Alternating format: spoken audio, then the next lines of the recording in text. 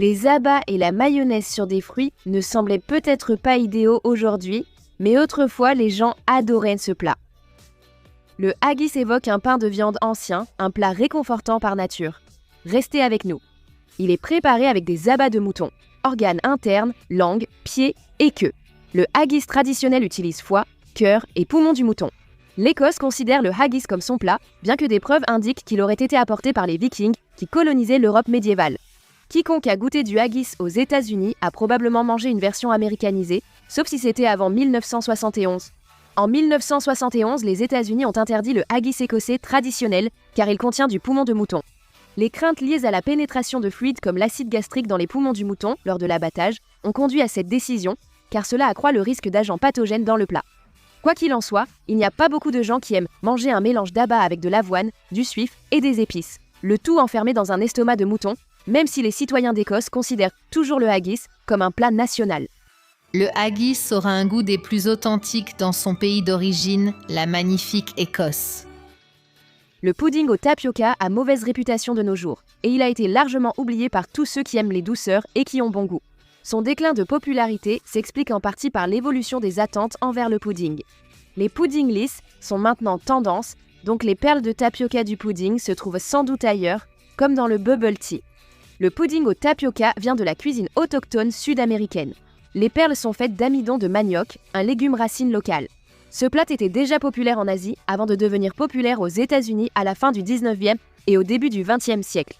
Les versions internationales ajoutent cardamome, caramel ou lait de coco, tandis que le pudding au tapioca américain traditionnel a une saveur douce, lactée et vanillée. Dans un épisode de Doug sur Nickelodeon, l'idée de manger du foie et des oignons plonge le héros dans un profond désespoir. Pourtant, ce plat reste réconfortant et nostalgique pour ses amateurs. Traditionnellement composé de foie de bœuf et d'oignons sautés, il trouve ses origines dans l'Antiquité et diverses cuisines.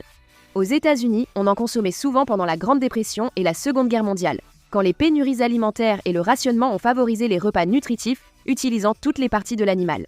Mais le foie aux oignons ne plaisait pas à tous. Certains ne supportent pas son odeur, d'autres n'aiment pas son goût métallique et minéral. Tremper le foie dans du lait ribot ou le couper en petits morceaux atténue ses aspects rebutants. Mais pour les goûts modernes, le foie aux oignons reste une blague. Tu veux aller fêter ça? J'ai envie de foie aux oignons. Les élections, moments stressants, invitent à des plats réconfortants. L'élection cake a connu son âge d'or dans les premières années de la démocratie américaine, quand la mélasse, les épices lotis chaudes et les raisins secs étaient les ingrédients incontournables des desserts. Issu de modestes origines, ce plat nommé gâteau à la moutarde était préparé pour nourrir les soldats appelés au service par les autorités britanniques. Après la Révolution américaine, les femmes ont continué à préparer ce gâteau avec de l'alcool pour chaque élection, jusqu'à son abandon au début du XXe siècle. Certains chefs friands de gourmandise d'autrefois préparent encore cette recette avant les élections. Mais cette gourmandise politique est surtout un vestige d'une époque révolue. Hormis Dale Earnhardt Jr. qui a tweeté son amour pour les sandwichs banane-mayonnaise, cette gourmandise n'est plus un encas populaire aujourd'hui. Née dans le Sud pendant la Grande Dépression, elle utilisait les ingrédients disponibles pour créer un repas consistant, parfois avec du beurre de cacahuète ajouté. La nostalgie garde cette gourmandise dans le trésor secret des douceurs du Sud, pour ceux qui la connaissent par l'histoire familiale. Earnhardt Jr. a partagé sa recette sur son site pour ceux qui veulent l'essayer. GQ a rédigé un article sur ce vieux plat réconfortant et d'autres associations de sandwichs étranges, puis a lancé un sondage Twitter pour recueillir l'avis du public. 56,6% des sondés ont répondu « jamais de la vie » à la question d'essayer un sandwich banane-mayonnaise. Nous sommes surprises que ce chiffre ne soit pas plus haut. Ce serait le pire cauchemar de Jimmy Fallon. Il déteste tellement la mayonnaise. B&M de Portland, dans le Maine, est surtout connu pour ses haricots cuits au four, mais son pain brun a également marqué les esprits peu de temps après que l'entreprise a commencé à le vendre en 1928. L'entreprise s'est inspirée du pain des colons du 19e siècle de la région. Le sol rocailleux et le climat froid limitèrent la production de blé, incitant les habitants à mélanger semoule de maïs et seigle au blé, puis à cuire le pain à la vapeur sur un feu.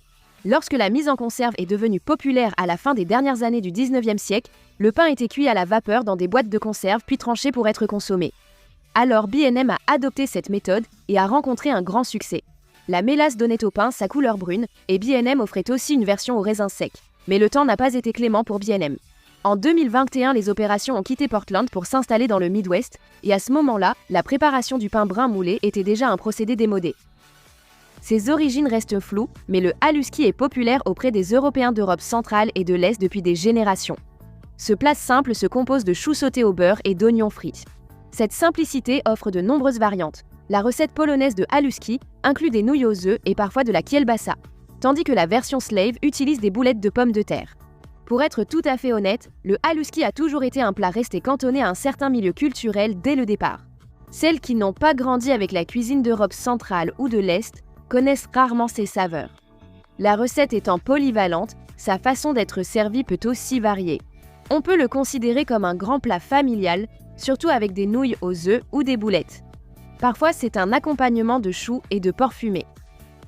Les années 50 ont vu naître des créations culinaires étranges, dont certaines sont restées confinées à cette époque, tandis que d'autres ont perduré.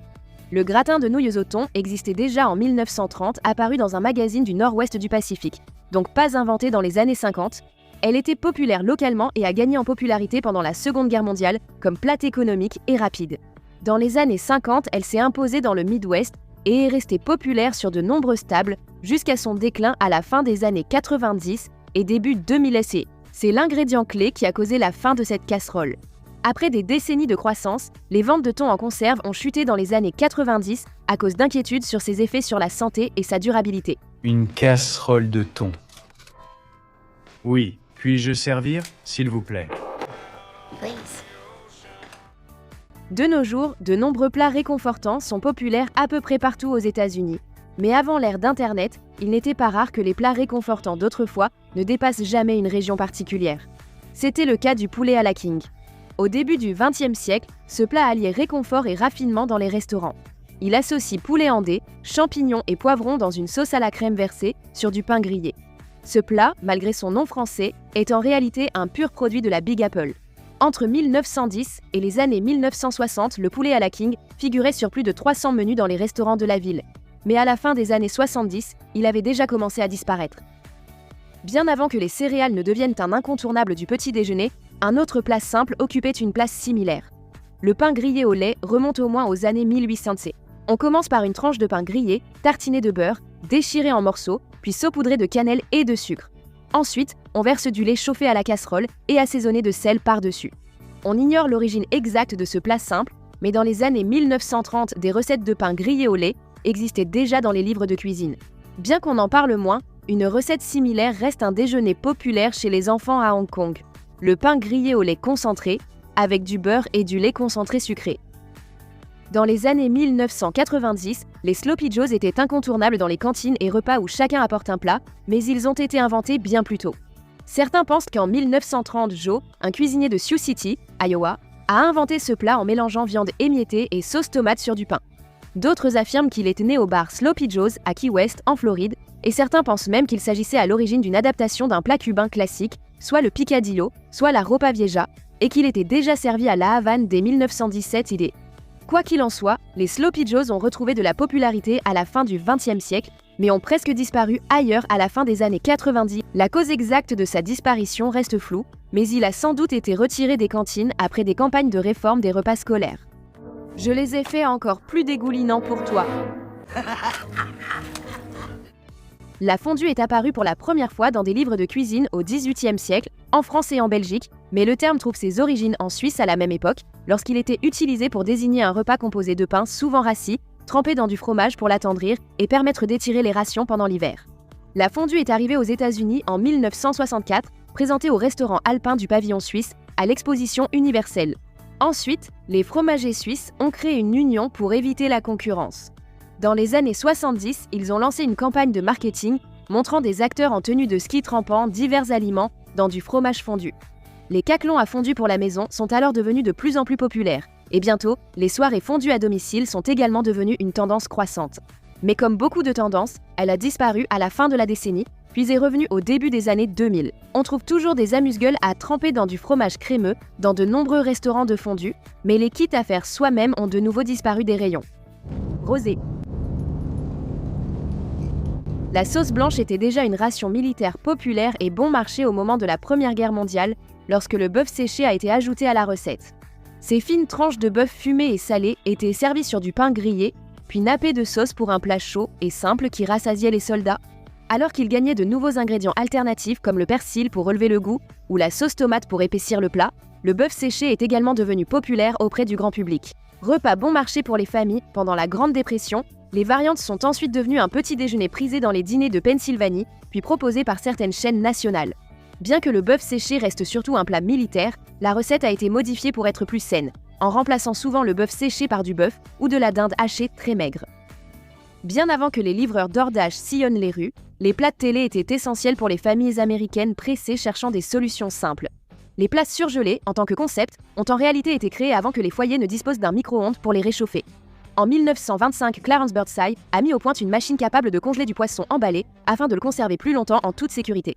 Quelques décennies plus tard, les plats surgelés apparaissent, d'abord servis uniquement dans les avions. Il faudra attendre 1953 pour que 260 tonnes de restes de dinde de Thanksgiving surgelés inspirent un vendeur de Swanson à créer des plateaux en aluminium compartimentés, remplis de dinde et d'accompagnement, à congeler et à vendre au public. Ainsi sont nés les plats de télé. L'industrie des plats surgelés a connu une forte croissance du milieu des années 50 jusqu'au début du XXIe siècle. Mais dès 2008, leur règne a commencé à décliner, les dîners surgelés enregistrant leur première baisse en près de 60 ans, une tendance brièvement interrompue depuis. Même si le nom contient le mot œuf, vous ne trouverez ni jaune ni blanc d'œuf dans un egg cream, ni même de crème d'ailleurs. À la place, il n'y a que 3 ingrédients, du lait entier, de l'eau gazeuse et du sirop au chocolat. Qu'avez-vous dit? Egg cream?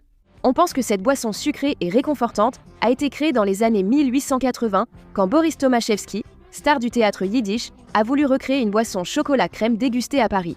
Mais la plupart des historiens semblent s'accorder à dire qu'un propriétaire juif de confiserie nommé Louis Oster a en réalité inventé cette boisson. On raconte aussi qu'il en vendait régulièrement près de 3000 en une seule journée. Le créateur de l'egg cream original a emporté la recette de son sirop dans la tombe. La plupart des natifs de Brooklyn affirment qu'il faut utiliser le sirop au chocolat Fox's You Bet, créé au début des années 1900 pour en préparer une aujourd'hui.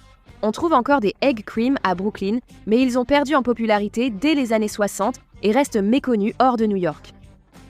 Avant que l'armée ne mange du bœuf à la crème sur pain grillé, les soldats consommaient des haricots cuits au four, apparus en conserve durant la guerre de sécession. Dans les années 1890, quelqu'un ajoute des saucisses coupées au mélange, créant un nouveau plat réconfortant. En 1980, haricots et saucisses étaient couramment disponibles en conserve. Cette combinaison était si emblématique du régime alimentaire américain qu'elle possède même sa propre journée, la Journée nationale des haricots et saucisses, le 13 juillet. Les 2 ingrédients principaux ont été critiqués récemment. La qualité nutritionnelle des hot dogs a souvent été remise en question ces 20 dernières années. Par exemple, en 2021, des chercheurs de l'Université du Michigan ont estimé qu'un seul hot dog pouvait réduire votre espérance de vie de 36 minutes.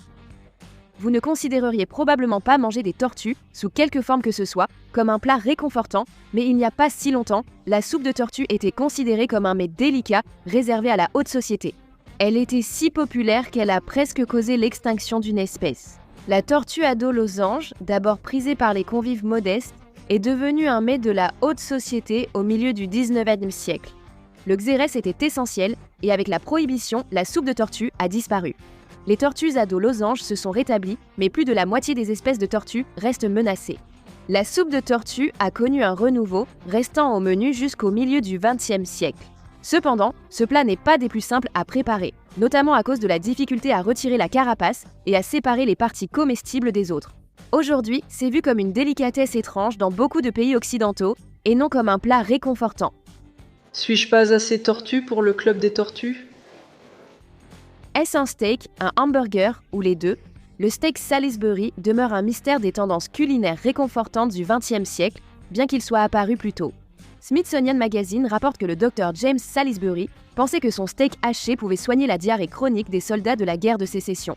Alors que les aliments transformés s'imposaient dans l'alimentation américaine, le steak Salisbury était déjà présent dans les repas surgelés en barquette.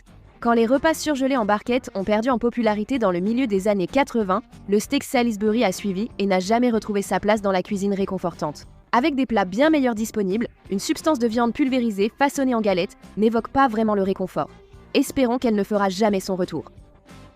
La salade Jell-O, mélange inhabituel de gélatine et d'ingrédients variés du réfrigérateur, était un classique du réconfort à l'époque où Jell-O dominait les aliments transformés. Il existait des variantes pour tous les goûts ou aucun. Oignons, poivrons, thon, olives vertes, crevettes, carottes, épinards et divers autres légumes se retrouvaient mêlés à cette gélatine classique. Avec toutes ces combinaisons créatives qui circulèrent dans les salles à manger familiales, il n'est pas trop difficile de comprendre ce qui a pu faire disparaître la salade Jell-O du buffet des plats réconfortants. Finalement, poissons, légumes et viandes dans des tissus conjonctifs reconstitués ne sont pas si appétissants. Quand la raison a prévalu, la Jell-O a retrouvé son titre de dessert le plus célèbre d'Amérique, et la salade Jell-O n'est restée qu'un souvenir lointain. Aussi controversée que l'hôtel de Washington, D.C. dont elle tire son nom, la salade Watergate était autrefois incontournable lors des pique-niques et repas partagés. Ce mélange de préparation pour pudding à la pistache, guimauve, crème fouettée et ananas, garni de noix et cerises, a d'abord séduit les visiteurs de l'hôtel Watergate avant de gagner traiteurs et épiceries américaines. Aujourd'hui, elle a disparu, tout comme certains enregistrements de la Maison-Blanche de l'ex-président Nixon. Eh bien, je ne suis pas une voleuse. Si vous considérez la salade Watergate comme la version plus branchée et plus jeune de la salade Ambrosia, alors vous pouvez comprendre pourquoi elle a eu son heure de gloire. Le nom lui-même est peut-être en partie responsable de sa disparition. Le scandale du Watergate a bouleversé la présidence américaine et ses effets persistent aujourd'hui.